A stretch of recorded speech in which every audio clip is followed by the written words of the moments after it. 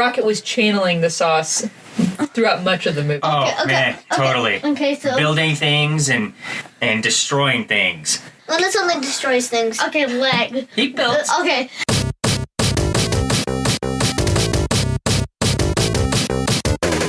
This is UnpauseIt, a podcast by a family of geeks. I'm Lady Disdain, and I'm 43 years old. I am the sauce underscore, and I am 11. Underscore the data bytes. 41. I'm Furious Girl, and I am 9. So, who's driving? Me, I am the sauce underscore. Word. My age... You don't have to do that. We do that at the beginning. It's still 97. Okay. No, I was 97. We're both 97. As opposed to what we actually say at the beginning of the podcast, which you've already heard, which you are actually 11. And Georgia is 2 years old. What? No. Wow. Yeah. We really are broadening this thing out. Fine. 2.5. Take it away, I'm bud. 67. What are we talking about today? We're talking about Guardians of the Galaxy. Finally, one of the greatest movies in the MCU, in my opinion. I'm not going to lie. I totally agree with you. I mean, we watched it last night. I was like, man, I just really dig this movie. Dad do movie specs because we don't know how to do it. That's okay. He has his magic over there, which we've also dubbed. That's what we called his iPad. Yes. Right. Yeah, Mr. Wiggles over here. Yeah. Mr. Wigglesworth. This movie came out in August 1st of 2014. How many years ago was that from now, Willis? 3.5, really. Almost 4. Yeah, directed by James Gunn. Sean Gunn, his brothers in it, starring Chris Pratt, Dave Bautista, Zoe Saldana, Vin Diesel as Groot. He says, I am Groot, and then we are Groot. He recorded all the lines for all of the international releases for... Wow. Everything. So he recorded in Russian, Greek, French, Italian. The words we am Groot. Right. All of them. And exclusively in that order for his vocabularistics. We am Groot. And then Bradley Cooper. Right. That's why we're going to Rocket Raccoon. Because he steals the show. And it was a big deal that a animated raccoon starred in a movie and it wasn't out of place. The graphics were amazing. Yes. Did he not look like a real raccoon? This isn't a video game. Special effects. Well, he was a real raccoon with things in his back. That's what turned him into talking. Yeah, but I mean, he looked like a straight up raccoon. Okay, We'll get to that there, but we're going to get... Okay, but first, I'd like to talk about Rocket Raccoon. Raccoon. It's not just on his back. Those are the only visible metal things on his back. Yeah, that's what you can Metallic. see. But as Rocket said in the bar, I got taken apart over and over again and put back together. That's I right. hate you all. I'm going to shoot your face. I have no respect for laws. Ah! You're just mad because he's beating on the floor the way you beat on the table upstairs. Yeah. And I was told not to do that, so I'm telling you guys not to do Did it that. stop you? Yes. Anyway. See? You're on 2 tables. We are done with the specs so far. We're going to do some box office at the end. Yes. So, Georgia, you had something to say. For superpowers, I wrote down everybody's name, and for Rocket Raccoon, gun. I think we should skip superpowers because there are so many of them, unless you want to add something. But they're not really superpowers. Like, no one really flies. You know. You don't have to fly. I disagree. Exactly. I wrote down it. Can we right cover there. it? Can I ask Mr. Driver, can we cover superpowers briefly? Please. Briefly, yes. Okay. Georgia, do you want to go first? Or it's up to Sauce. I only have one more, which is Groot. I am Groot. I am Sauce. So Groot, I felt like he did have some superpowers. I mean, look, he got shot like tons of guns and they didn't really hurt him. He got his arms cut off, right? He can Groot. regrow. Groot's power. I am Groot. So basically, he can't die slowly. Well, he's a space ant. He can't. Oh, he can't die unless something just kills him so fast he can't do anything about it. Well, he didn't Right, die. spoilers at the end. He did die. He did die, and that was baby Groot growing from That's a his new head. Groot. Yeah. Yes, So if you were on Twitter's this past month or whatever it was, there was a big flap about this and talking about, oh, this is this, and that. And James Gunn, the director, got on. Yeah, and it's kind of amazing. Groot is dead. Okay, Mom. I'd like to say the family did talk about this, but mostly his iPad, and it was on very full volume. We were all in the room, but Georgia left some time over there, and you were there. This is the problem with you. You're always on your phone. Every Okay, time. I'll own that. Ooh, that's a You burn. work too much. I do work too much. Yeah. Mostly- That's working too much is different than always being on your phone.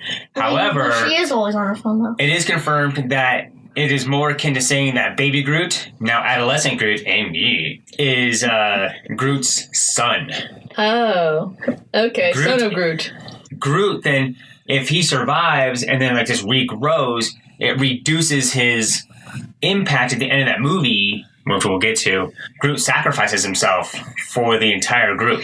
What We're if we, gonna say spoilers for new releases, which what we if did for we, Black what if Panther. we Yeah. do spoilers on Empire Strikes Back? Is that a spoiler? Yeah, no. We're going to Hey, say everybody. spoilers because you say spoilers. Darth Vader is Luke's father. Done.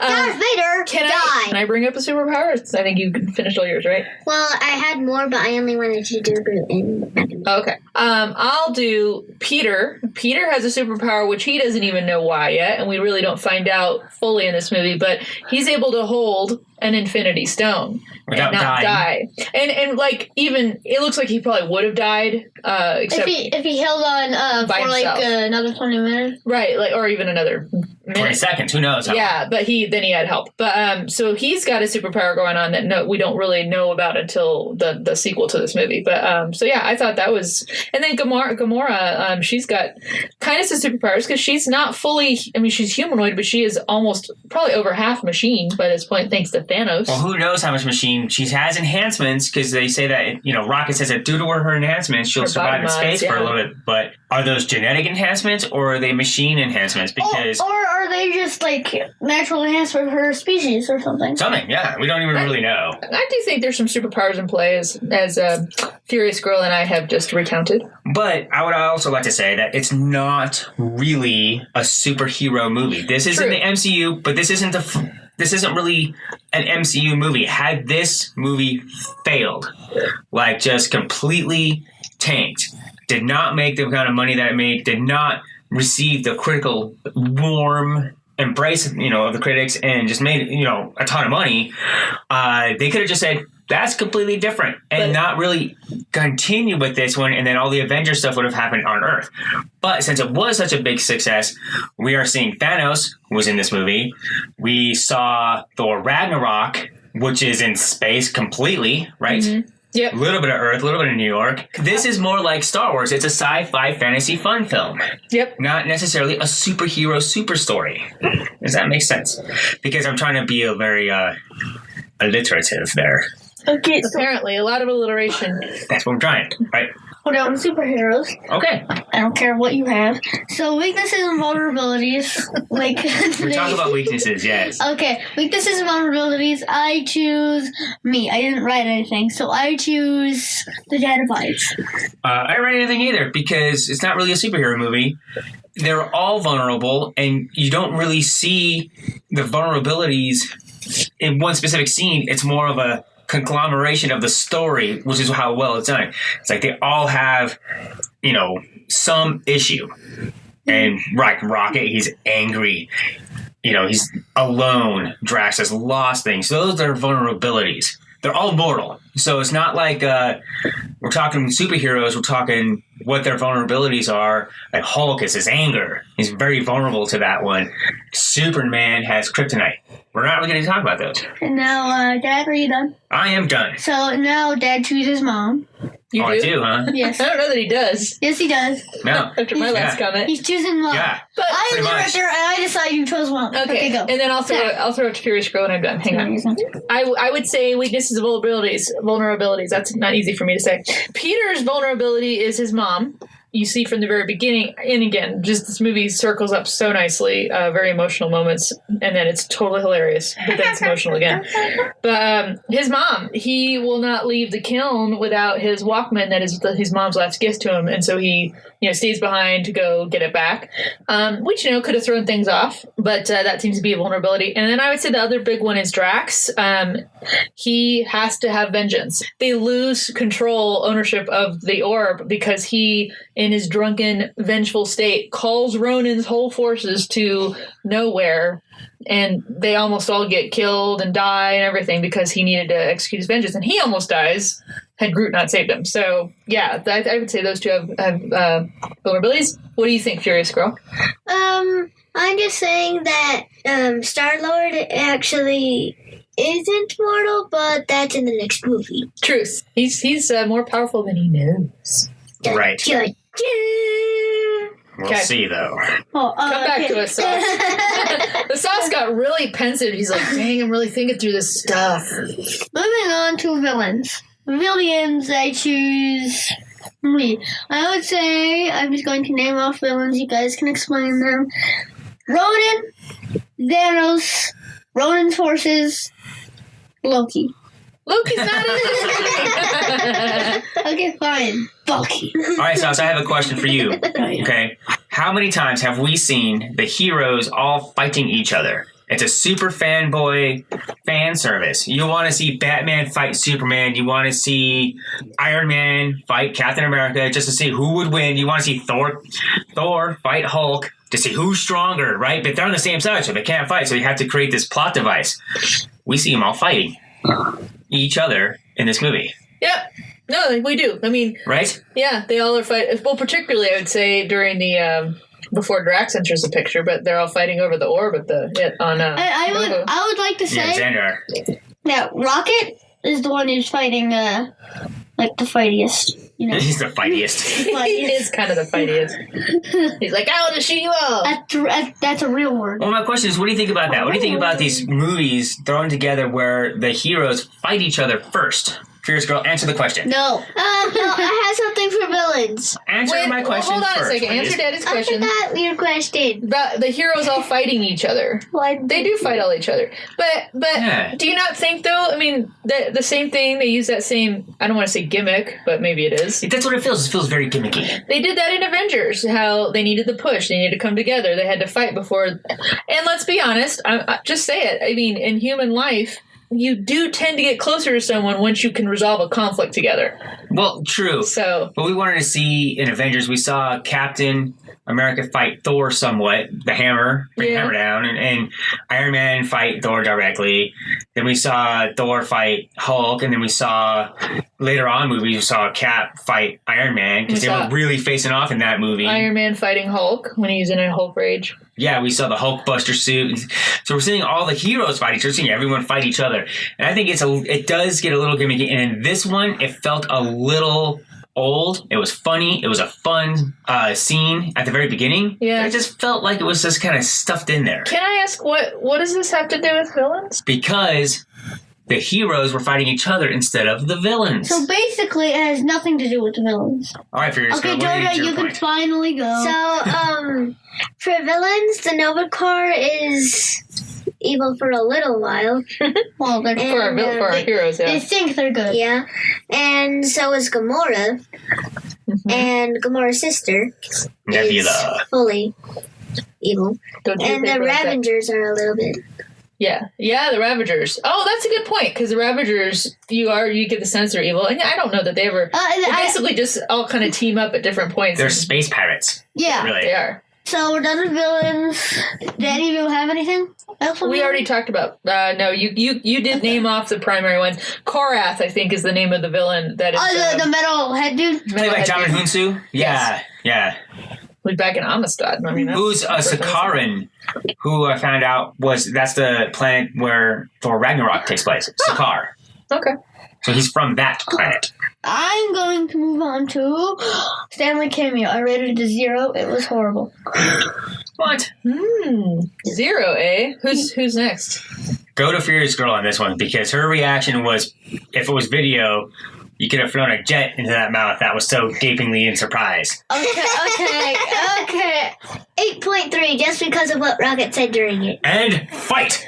Say why it was 0. Yeah. Okay, it was 0 because it was horrible. That's all you need But to know. why?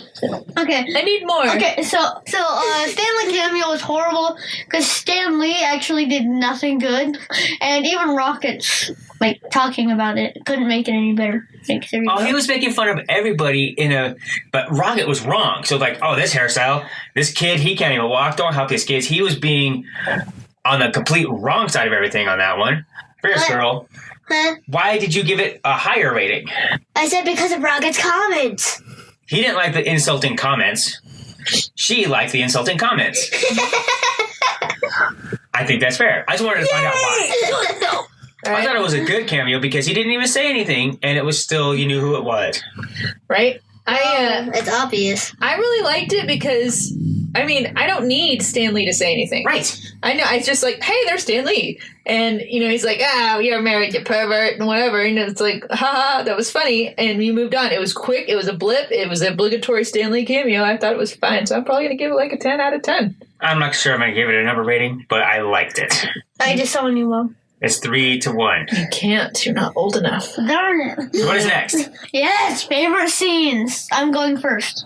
Oh, Good. yeah. Do it. So, one of my favorite scenes lines is Rocket's like, or if you want to blow up moons. And Gamora's like, no one's going to be blowing up moons.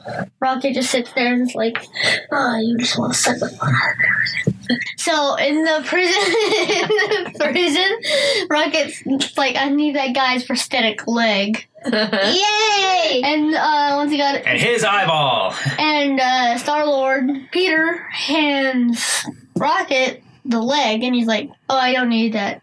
Oh, I don't need that leg. I was only joking. Peter's He's like, oh, was it what? funny? 1,000? No, it was 30,000 units. 30,000 units. 30,000 units. And then Rocket's like, it was funny. What did he look like hobbling around? And at the collector, when they're at the collector, Peter shows the collector the orb. Oh, then boom, drops it. Which actually picks it back up real quick, and then holds it up again. Which felt very, again, real and funny. Like, yeah. It actually is real. Yeah. Right. Okay, so another one of my favorite scenes, I'm calling it I Am Hulk Groot. Oh, but he is it the one where he skewered all the things? Yeah, so it's the one where his one arm extends at an extremely fast rate, faster than I've seen him extend before, and just like blast through these guys' chests. Yeah. Starts swinging them around like crazy, killing everyone. He killed like 20 dudes. Yeah, and then when he's done with everyone that wasn't on his arm, then he just started the ones on his arm, just boom, boom, boom, boom, boom, on all the walls. Dun, dun, dun, dun, dun. Oh my god. And the last one, which probably everyone has written down, is when this dude who wanted the orb from Peter. Oh, the broker guy. Yeah, the broker, Yondu. Yeah. Let him do it. Yeah, I didn't write it down. Well, the broker. Wow. Well, the broker is trying to talk. Yondu would be like, I think you should do that anytime Dad interrupts you.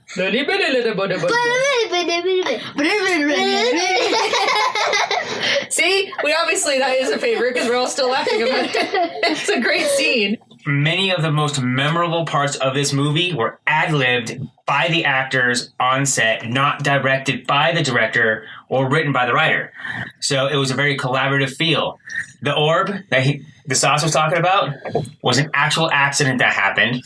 Rocket Raccoon, well, here are a bunch of jackasses standing in a circle, completely ad-libbed.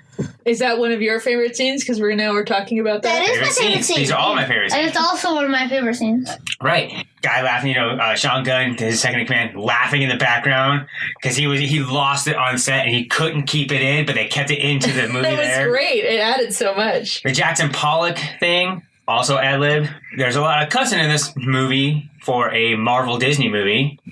There is. But they wouldn't let Stan Lee, talking about Stan Lee cameo, be in the collector's box flipping off the collector. That was the original Stan Lee cameo idea.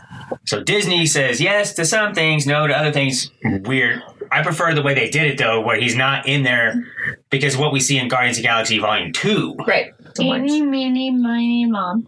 Okay. I really liked in the Collector's realm in, what's his name, Taval? I liked how he gives the origin of the Infinity Stones. That was the first, I feel like, full explanation we got of what they were. There were 6 singularities. Right. You know, they give tremendous power. At one point, a group was able to harness the power, but only for a bit, which, you know, then that translates to later what we see once Ronan Bit of hits the foreshadowing, surface. right? Yeah, but I really like that. I love that kind of exposition where I feel like that's a first full exposition we've gotten of the Infinity Stones. And I would like to point out Yep.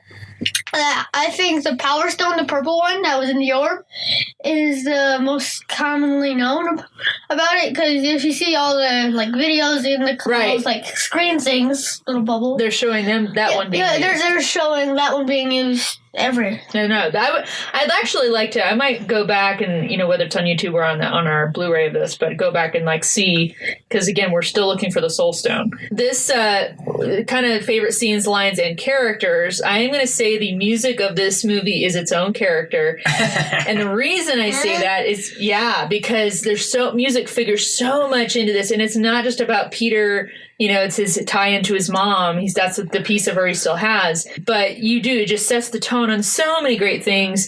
And plus, for people who have grown up with all these songs, it was a great way that they just immediately tie you into the movie. You're like, oh yeah. The first song when he is on Morag. Thank you. Good job, Will. Good job. You are driving this thing. So when he's on Morag, you see him like go up and he's like, okay, what's he doing? He's like exploring his little Indiana Jones feel, whatever. He gets in, it's all quiet. He hits play, and then he just starts dancing through that cavern. And the whole tone of the movie, you're like, oh my gosh, I'm about to have a blast here. That's so great. That moment where he's like, hey, and it's got Guardians of the Galaxy, and he's like dancing with one leg out. You're like, oh my gosh, that's great.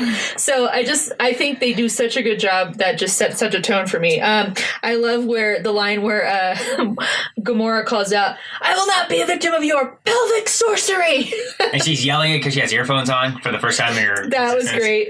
I love where Peter basically saves Gamora with his headpiece. They get it sucked into the Ravager's ship, and it's all this like tender moment. He's like, I just felt something, and she's thinking, you know, she's looking at him like, oh really? And he's like, I was so incredibly heroic, and her face is just like, oh my god. He's still trying to hit on her. Her expressions are priceless. She's like, get over yourself. And then, of course, the last part, which I don't know if I'm bleeding onto when it Fury School stuff, where they're all holding the stone together. And No.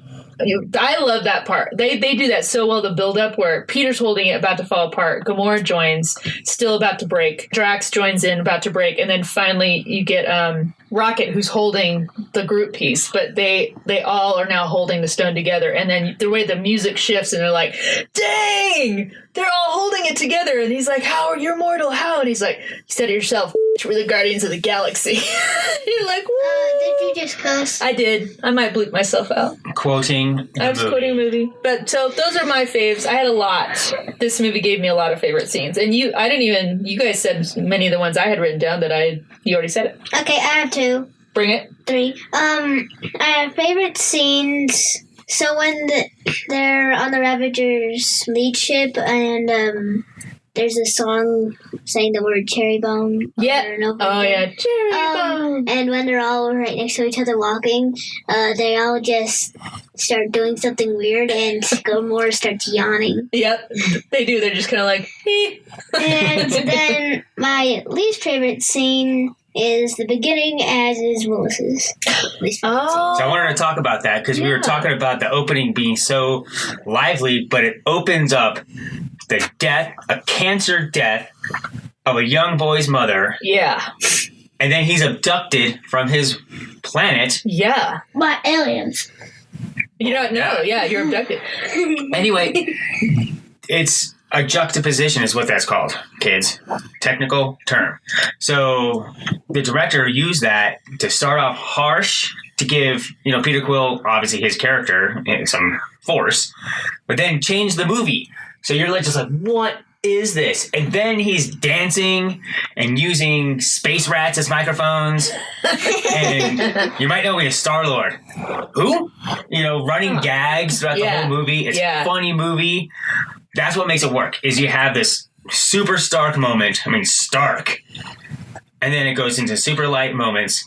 The kids do not like to watch the opening, though. Like, at Do you want to talk about why? Why don't you like watching it? Well, why Because you of think? this. Too emotional? Yes. I have more things. Okay. We find out that at the end of the movie, Star-Lord is actually from his childhood. His mom's letter? Yeah. Yeah. So it's from his childhood. Yeah. Yeah. Can I spin on that a little bit? I think that because you bring up a great point. I remember Dad and I went to see this. We went to see this at the Alamo because I remember we had all the little previews of raccoons, which I didn't get until we saw the movie. I'm like, oh, I was bawling. Because of that whole first scene, and I think you two might relate with that a bit because I you see as a mom particularly, but you see that scene, you're just like you're heartbroken because you're like, oh my gosh, the poor kid just lost his mom. She's trying to reach out to him and he can't. He feels like he can't. So that was really hard. That was hard to watch. And just what the Dad Abides said. Then you just do the switch where now you're like having fun and it's all hilarious. But the movie really does. I mean, it grabbed me, and I think it does you. It grabs your emotions like right away. Like you're like, oh. Had the same sensation, by the way, when I first saw the reboot of the Star Trek, and James Tiberius Kirk is born at the beginning, and his dad isn't there, and his dad dies. I was bawling. I'm like, I am crying at a Star Trek movie. You're like, why is Thor captaining a ship? Speaking of, So, but Georgia brings up a really good point. I feel like they do such a good circular motion with this movie where you start out really feeling Peter sad about his mom, and then he doesn't open that gift until the end of this movie. So that's the first time he opens what she gave him when she was on her deathbed, and finally getting that full message. So it was really cool, and it brings you right back. I was again bawling at that part where I'm like, oh my god. So that was a good point, Georgia, that just bringing that back where he's Star-Lord because his mom said he was Star-Lord. So if you're listening to this because this is will your kids like it? Watch the opening by yourself. Yeah. And then start crying. And then when the music starts, bring the kids in. Or let them kind of tone it out a little bit if they're a little bit emotional. Or let them fall asleep. Yeah, because you guys, Willis, I think you just didn't even look, right? I'm going to take a nap before that happens. Yeah. He was like, I'll leave the room. We're like, no, but just you don't have to look at it. But remember, when I noticed that they were in the hospital, I was like stuffing my head into you. Yeah. Okay. Now remember what you said about the movie sauce. One of the best ones, though. Even with that beginning, you still one of the gave best. it that opening to our podcaster. Okay. Right. So Groot holds everyone together. It was good. That was a battle, but the battles aren't part of our scenes. It's all the characters in here that we like. But I want to ask the kids what you guys think that this is the first movie in the MCU. So far, we have several. We're halfway through. There's like 9 movies, whatever these, right? Mm-hmm. No kissing scene in the entire movie. Yeah. What do you think about that? I think Willis likes it. Yeah. I think George's thumbs up. She's like, yeah. So they didn't need it either. Okay. All right, talk about it, Will. Next is mid-end credit scenes. Okay, yeah, totally. Word. This one doesn't really have a mid-credit scene. It just has an ending scene. Which is I gotta remember. Groot dancing. No, that's the mid-scene. That's the mid-scene. That's actually not. It's an end of the movie. Usually the mid-credit scene is like they throw some credits along and then this comes in, so you have to see like the director. This one's just that's like... what they did. No, all I said was the Guardians of the Galaxy will return, and they went directly into it. Then they did the credits, and then the end credit scene. So it's a mid-credit scene, and that's what I'm calling it. I gave it 10 out of 10, and then the end credit scene, 3 out of 10. Goodbye. What's the end credit scene? Howard the Duck? Yeah. Oh, don't let that dog lick you in the face. That's disgusting. Yeah, I didn't like that one. Okay, I just You like have to to be point Howard out. the Duck So I like. I'd like to point out that dog, I think, was actually the first dog in space, and they abducted it. Yep, that's True. supposed to be It's a true. comics thing where that's a telepathic dog, an original member of the Guardians of the Galaxy in the comics. What? What? Cosmo the dog. Yep, it's a reference. I gave it a 9 out of 10. You all gave it high ratings. 9 out of 10 what? No, is this an overall rating? That's the end talking credits about? rating. Well, we're not doing overall rating That's yet. the end credits rating. Oh, so end credits, so the Howard the Duck one? Is that what you're talking Or about? just a Baby Groot one. And credit scenes. So the Howard the Duck. And mid credit scenes. They Both of them? Combined. They both earn the same amount. Okay. 9 out of 10. What? Who's next on their rating for that? I choose Beetle. Meow. Oh, you can't talk to me. Wait. Meow. Meow, meow, We'll meow. move on to a person in Okay, the so- podcast. Meow, meow, meow, So, meow, meow. person, I choose Dad. Okay. I liked him. I thought the first Howard the Duck movie, this was released 28 years to the day from the Howard the Duck movie. And that movie's just so awful you have to watch it twice. It's so bad. It's really bad. What is? Howard the Howard Duck the movie Duck. from the 80s. It's just horrible. But I liked him. The Baby Groot scene was very funny. It brings it back from tragedy of losing one of the Guardians, the original Guardians, and now we have a new Guardians. Introduces that character into the next movie. I thought it was really well done. I thought they were good. Okay. I already did. Yeah, so yeah, you're last. Dancing Groot, I'd give a 10 out of 10. It was just funny and cute. Howard the Duck, I'd give 2 out of 10 because I am not a Howard the Duck fan. I was like, ha ha. And that was it. I was like, okay. So, not a fan. All right. Moving on to half-hour screen time. I choose Jordan because no one else can answer. True. Animal Jam. Okay. What? Animal Jam? Yeah. Yeah. Okay. What is this? She plays it and she knows all about it, but she denies it. She's not denying it. She denies I don't know what it's meant for. I just play it. Maybe we should go check it out. Denies Right. I don't know what it's meant for. Okay. I That's just my play friends. it. That's what it's That sounds for. extremely dubious. We're going to go check that out. Okay. So. Dubious food. My half-hour screen time will be checking out Animal Jam. Okay. So my half-hour screen time, which will probably be more than half-hour if I get my will. And if I grab my grades up, that I know. Would I be Legends of Zelda? Breath of the Wild. Yep, Still, Like you I'm could finally pump in the 200 last hours one. into that game. that's true. You totally can.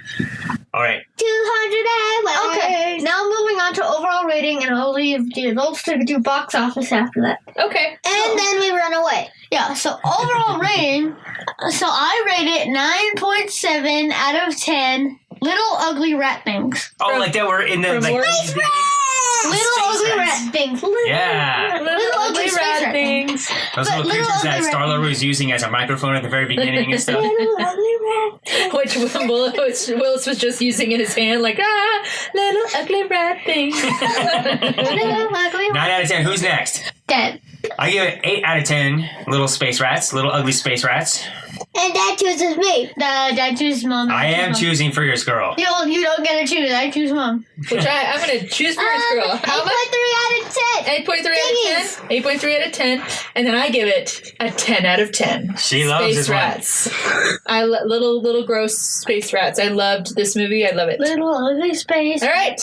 Okay, we're going to go on to box office. $94 million opening weekend That's respectable. for August. It was the highest grossing August movie Wow. up till 2014. Like, I'm not sure there's been one since then or anything like that, but it made a lot of movie for an end of summer movie. So one thing we're seeing here, something that the kids would never know or really even want to talk about, Avengers May. May is like the big one. Yeah. So it was Star Wars owned May. It was always May until Force Awakens came out because they had to push it back because of some special effects or something, So technically now it's going to open in April because they moved the Right. opening up. They moved it to April, which makes the date and time, whatever, day and date, the same across the globe.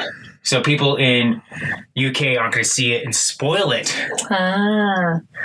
for everybody else because Well, it's social media. The media of socials, yes. Because you always see it coming. Okay, Mandarin. Deadpool, which isn't an MCU one, destroyed February Yes, Yeah. it did. and was the highest grossing R-rated movie until like Logan, I think. Yeah, Also destroying different movies, right? So we're seeing the box office landscape change as far as what movies go. We're also seeing movies change. Mm-hmm. These are gigantic budgeted movies. $200 million just for budget, plus marketing. Mm-hmm. And it's got to make so much money to make its money back. It's making its money back. Yeah. But the reason we talk about box office is to see what's coming on. It only made slightly less than Guardians of the Galaxy Volume 2 domestically. So it was $333 million in its 90-day run, wherever it is. Mm-hmm. 440, for the rest of the world, 773 total. Wow, that's wow. It's $750 million. Yes. Nothing to sneeze at. However, the opening weekend for Guardians of the Galaxy Volume 2, which we'll talk about then as well, was $146 million. Right? Wow. I remember talking about living through the era of the Tim Burton Batman. Amazing, right? Oh, this made $100 million. Yeah. In its entire run, you're just like, this is an amazing, gigantic hit. Here we are, I know. And Black Panther just made $200 million. I know. The fifth movie to make over $200 million. We're probably going to see, to be going forward, Black Panther is the new Iron Man. So it was Robert Downey Jr. He was kind of the one that stuck it because he was the started, and it was Chris Evans, Captain America, those two together kind of running the MCU, if you will. Yeah. Driving forces, their characters, and let alone not even just the actors, but just those characters. It's probably going to be Black Panther going forward a bit. Yeah, I agree with that. As long as that the next movie, or the next iteration of Black Panther isn't trite, I think. Right. Because he's definitely in Infinity War. We've seen the trailers. Get this man a shield. Well, yeah, I mean, it could replace Tony in all aspects of saying, hey, he's got, not only has the power, he's got the tech, he's got the finances. Right. Yeah. Right. So the Avengers could be stationed in Wakanda. Wakanda's responsible for breaking up the Avengers somewhat. Right. They were leading that initiative in, we're going to talk about that when we get to Civil War. The Accord. Right. The Sokovia Accords. The king of Wakanda, T'Chaka, was spearheading that whole movement. Right. But we'll get to there. And for those of you who've you've already listened to it or are going to maybe listen to these in order, we did talk about that a bit, about the difference between T'Challa and his dad. Right. Yeah. Next movie is it Ant-Man? It's Ant-Man. Yay! Which is still fun. Not one of my faves, but it's a fun movie, and it's Paul Rudd. I'm not going to not like Paul Rudd. We're going to put the spoiler alert ding here. It's going to get a higher rating than this one. I gave this one an 8 out of 10. My rating for Ant-Man will be much higher. There's only 2 points. I can't wait for the Ant-Man and the Wasp. That's all I'm saying. Right. Ant-Man and the Wasp coming. But I preferred Ant-Man over Guardians of the Galaxy. Obviously, an 8 out of 10 is a loved Guardians of the Galaxy. Yeah. But really loved Ant-Man. I like it a lot better. Because Baskin Robbins. Let's find out, bro. Michael Pena. We're getting into this. We're going to watch Ant-Man. Is amazingly cool, but having a raccoon do well, and the special effects and the computer technology. So this is all being led by what the sauce likes to say, science. The technology of the computers and Pixar. If Pixar hadn't happened, these things can't be made on the screen. I'm glad you brought that up, because while you were just talking about how all these movies, they're just smashing all these records. Everyone's going to see them. All this income and all the revenue. I was just thinking through that as you mentioned it, because it feels to me like these feel a lot like Pixar movies have filled this need for a family movie where it's as entertaining for the adults as it is for the children, because they're able to make it entertaining for kids, but also appeal to adults' more mature entertainment needs without totally offending and alienating the children. So, which a lot of this, what a lot of stuff we want to cover here on this podcast. Obviously, we are going to cover more intense, darker, non-kid friendly things. But these movies we're talking about in the whole Marvel lineup to Infinity War are very much that. And I do wonder, I think Pixar really tapped into that, saying, hey, you can make a kid movie that the adults also enjoy and vice versa. And Here we are. Marvel was like, why, yes, we can. Let's do that. If you guys have suggestions for things you want us to tackle, because also Comic-Con is coming up in the summer, and we are going to be at Denver Comic-Con. We may even have a panel there. We are working on that. We're going to try. So if you guys have suggestions of things you want us to cover, you can email us, podcast@unpauseit.com, or mail us, P.O. Box 1343, Englewood, Colorado. It's Englewood with an E, Englewood, Colorado, 80150. But yeah, just let us know what you guys want us to cover and let us know how we're doing too, because we'd like to hear that as well. Send us a letter, particularly if you're a kid. I mean, we love that. And maybe we'll read your letter over the podcast and say thanks for writing in, and you get a little shout out. Awesome.